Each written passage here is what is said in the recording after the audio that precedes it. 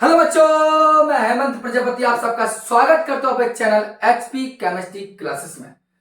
बच्चों, आज हम एक शानदार से टॉपिक ईथर पर बात करेंगे।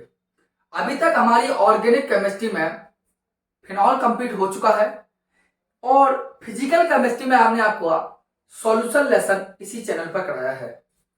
आप यदि इस चैनल पर नए हो तो वीडियो को सब्सक्राइब अवश्य कर लें और चैनल को सब्सक्राइब अवश्य कर लें और वीडियो को जितना हो सके उतना शेयर अवश्य करें। हम बात अच्छे से एक छोटे से टॉपिक पर बात करेंगे जिसका नाम होगा ईथर। इसका नाम क्या होगा? ईथर। हम जानेंगे ईथर है क्या। बोलो बाकी बिहारी लाल की जय। चलिए ईथर की बात करते हैं। ईथर है क्या? तो आप कॉमन सी बात जानते हैं, आप अच्छे से जानते हैं कि ईथर का जो फंक्शनल ग्रुप होता है, जो क्रियात्मक समूह होता है, वो होता है ऑक्सीजन। ऑक्सीजन इस प्रकार यही फंक्शनल ग्रुप है उसका। ईथर का जो फंक्शनल ग्रुप होता है वो होता है ऑक्सीजन। तो हम समझ जाते हैं कि ईथर है। मतलब हम किसी भी कंपाउंड में यदि ऑक्सीजन परमाणु को ही देखते हैं तो हमारे ब्रेन में, विचार में, बात में, मस्तिष्क में आ जाती है कि यह ईथर है। अर्थात ईथर होते क्या है? तो ईथर का मतलब है कि ऑक्सीजन परमाणु के यहां या यहां, ऑक्सीजन परमाणु के यहां या यहां, ऑक्सीजन परमाणु के यहां या यहां समान एल्किल समूह या भिन्न एल्किल समूह लगा दें तो ईथर है। यदि यहां पर आर लगा दिया, यहां भी आर लगा दिया, अर्थ इसका मतलब है आर, दोनों के आर समान मान लें, या यहां आर यहां आर डैश, तो भी ईथर कहलाएगा। मतलब सीधी सीधी परिभाषा बनती है कि वे कार्बनिक यौगिक जिनके ऑक्सीजन परमाणु की दोनों संयुक्ताएं समान या भिन्न एल्किल समूह से संतुष्ट होती हो, ईथर कहलाते हैं। देख लीजिए, मैंने कहा ईथर है क्या, तो मैंने आपके लिए कहा कि वे कार्बनिक यौगिक, सुनना, मैंने कहा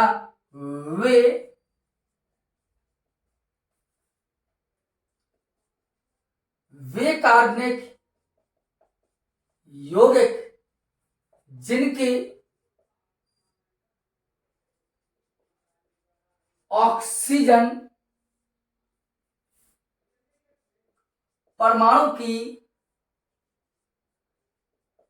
दोनों संयोजकताएं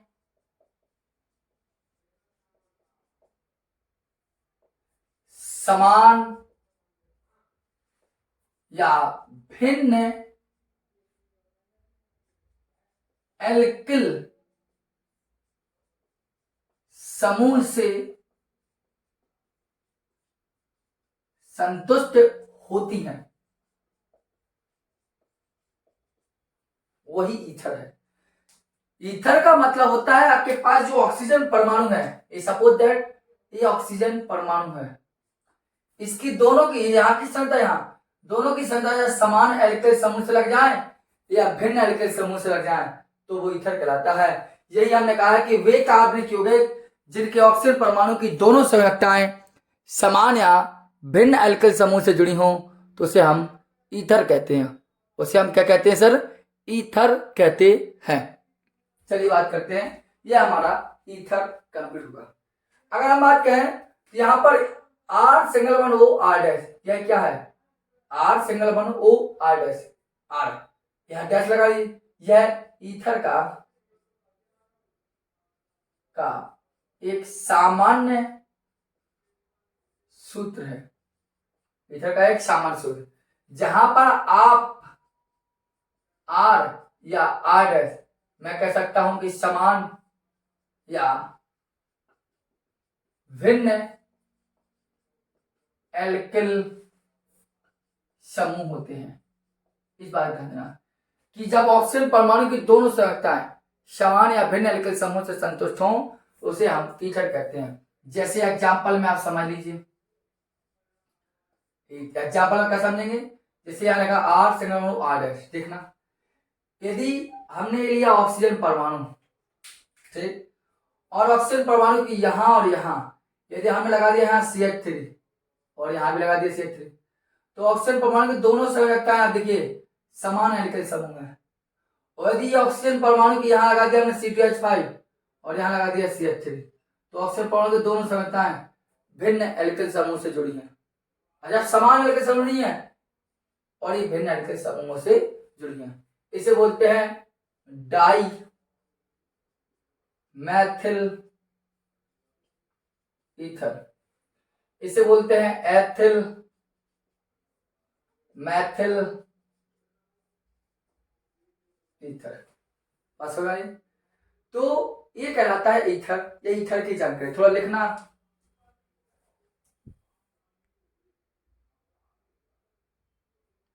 चलिए, सही आ रही वीडियो। बीच में थोड़ा वीडियो डिस्टरबेंस भी हुई होगी, तो मुझे खुद समझ में नहीं आता ऐसा क्यों प्रॉब्लम हो रही है, लेकिन आप ट्राई कीजिए, थोड़ा वीडियो को देखने का प्रयास कीजिए अच्छे से। वीडियो को बैक कर लिया करो, जब भी यदि कोई चीज समझ में ना आए तो क्लियर कर लिया करिए। बताइए कोई दिक्कत हो? मैंने कहा कि वे कार्बनिक हो जिनके ऑक्सीजन परमाणु के दोनों संरचनाएं समान या भिन्न एल्किल समूह से जुड़ी हों तो उसे हम ईथर कहते हैं। ऑक्सीजन परमाणु के यहाँ दोनों एल्किल समूह समान जुड़े, यहाँ ऑक्सीजन दोनों अलग अलग जुड़े, तो ये भी सभी ईथर है। एक बात और आप मस्तिष्क में डाल दीजिए आप सभी लोग, ये कह रहा हूं मैं कहता हूं किसी मोनो हाइड्रिक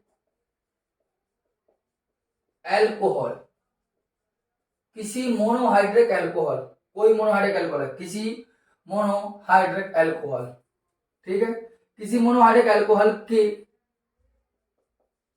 दो अणुओं से ईथर बनता है और जल का, ध्यान देना, और जल का एक अणु बाहर निकलता है। इसे ईथर का एनहाइड्राइड कहते हैं। इस बात को आप ध्यान देना। मेरा कहने का मतलब है कि यदि कभी भी मोनोहाइड्रिक एल्कोहल के आप दो अणुओं को आपस में गर्म करते हैं, मोनोहाइड्रिक एल्कोहल के दो अणुओं को आपस में आप गर्म करते हैं, तो उस अवस्था में उन्होंने कहा है कि जो ईथर बनता है और एक जल का एक अणु बाहर निकलता है। ऐसे ईथर को हम, मतलब इसे ईथर का एनहाइड्राइड कहते हैं। जैसे आप थोड़ा सा समझ लीजिए, हम आपको रिएक्शन समझा दूं। जैसे यहां लगा है C2H5OH और एक थी हमने C2H5OH। अभी दोनों के दोनों क्या है? Monohydric alcohol. कैसे पता? क्योंकि इनमें एक हाइड्रोक्सिल समूह की संख्या है। जब इनमें एक हाइड्रोक्सिल समूह की संख्या है, जब इनमें एक हाइड्रोक्सिल समूह है तो इसे बोलता है मोनोहाइड्रिक एल्कोहल। ठीक है, तो OH यहां से उठा के हमने OH आगे रख दिया इसका। ठीक है, अब होना क्या है? यह OH और H गर्म कर दीजिए, जल का अणु निकल गया। C2H5 से C2H5 O रखा है तो यह लगी C2H5O का O, यही तो आपका ईथर है। एक कहलाएगा आपका ईथर। तो आपका ऑक्सीजन परमाणु बाहर निकला है, इसका मतलब एनहाइड्राइड है। तो हमने ये कहा कि जब मोनोहाइड्रिक एल्कोहल बोले तो जिसके पास एक OH हो वही मोनोहाइड्रिक है। जब मोनोहाइड्रिक एल्कोहल के दो अणुओं को, एक अणु लिया एक अणु लिया, दो नाइट्रोजन और ईथर बनाया जल के, इसे बोला जाता है ईथर का एनहाइड्राइड। बताइए कोई दिक्कत? समझ लीजिए, विचार कर लीजिए। ठीक है, आइए नेक्स्ट टॉपिक पर बात करते हैं।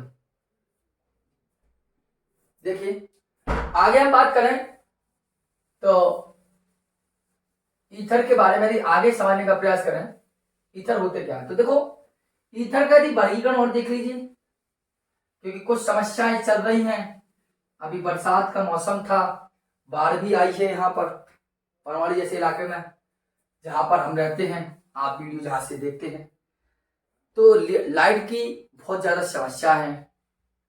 ठीक है, तो इसीलिए प्रोवाइड वीडियो हो नहीं पा रही है। चलो देखिए, हम कहते हैं ईथर का वर्गीकरण, ईथर का वर्गीकरण मतलब क्लासिफिकेशन ऑफ ईथर की बात करें हम तो ईथर को कितने भागों में बांटा गया है। तो आप हमेशा जानना ईथर को दो भागों में बांटा गया है। यहीं तक स्टॉप करूंगा मैं, क्योंकि लाइट की समस्या है, क्योंकि इन्वर्टर बोल रहा है। नेक्स्ट वीडियो थोड़ा बड़ी दूंगा आपको, ठीक है। ईथर का बढ़कर देखें तो एक ईथर होता है सरल, या इसी को बोलते हैं सममित ईथर, और एक होता है मिश्रित,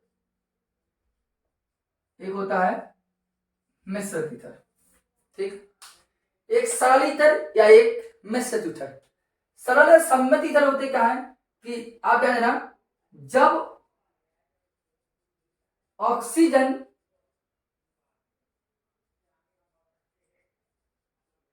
परमाणु की दोनों संयोजकताएं समान एल्केल से जुड़ी हों, समान एल्केल समूह से जुड़ी हों, ये ध्यान देना। जैसे मैंने कहा कि जब ऑक्सीजन परमाणु, ये ऑक्सीजन परमाणु दो संयोजकताएं, दोनों संयोजकताएं ऑक्सीजन परमाणु दोनों संयोजकताएं समान, मतलब यहां भी ईथर लगाइए, बोले यहां भी लगाइए तो समान हो गया। या जब ऑक्सीजन परमाणु यहां भी C2H लगाइए और यहां भी C2H लगाइए, तो दोनों के ऑक्सीजन परमाणु के दोनों एल्केल समूह एक से हैं, समान हैं, इसे बोलते हैं सममित ईथर। मिश्रित ईथर क्या होता है, जस्ट उल्टा, कि जब ऑक्सीजन परमाणु की दोनों संयोजकताएं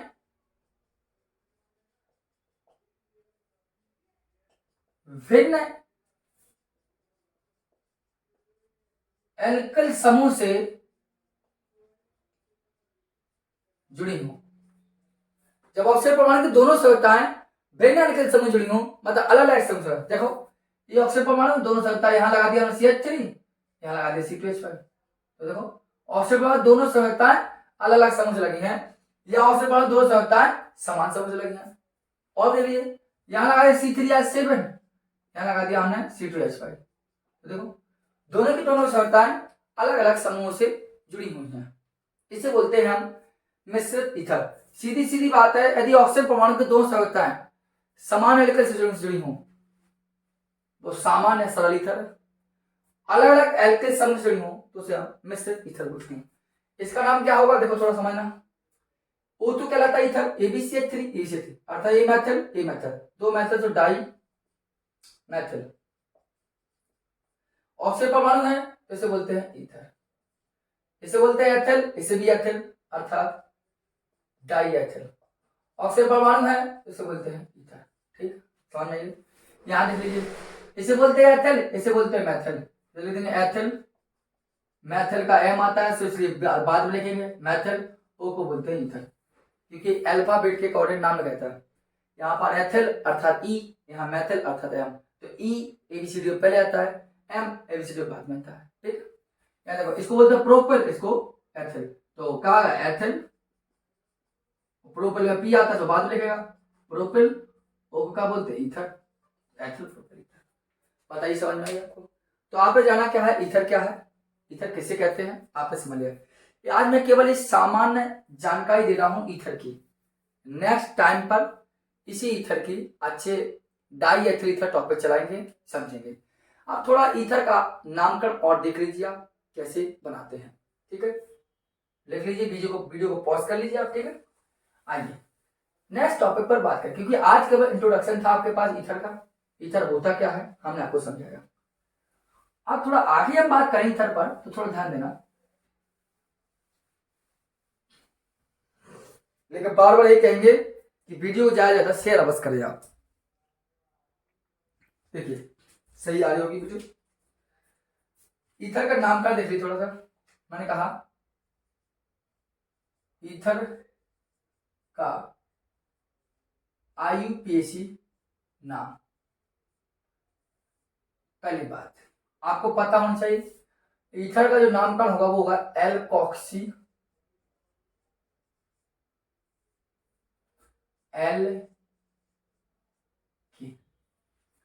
ईथर का जो नामकरण होता है वो किसके आधार पर होता है, एल्कोक्सी एल्केन। एल्कोक्सी एल्केन के आधार पर ईथर का नेम बनता है। IUPAC नेम बनाते समय यह हमेशा ध्यान दिया जाता है कि कार्बन का चयन ज्यादा से ज्यादा हो सके।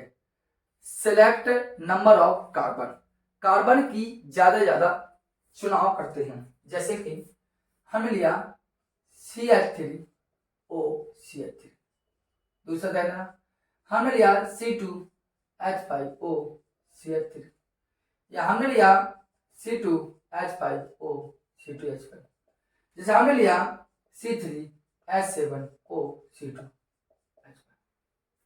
या हमने आप देख लीजिए लिया CH3 CH2 CHO CH3 CH2 CH3। ठीक, इस प्रकार के आप 5 नामकरण देख लीजिए, आपको पूरी की पूरी बुद्धि में छप जाएंगे ईथर का नामकरण कैसे होता है। चलिए, पहली बात आईपीसी बनाने का नियम वही है कि कार्बन ज्यादा से ज्यादा प्राप्त करेंगे।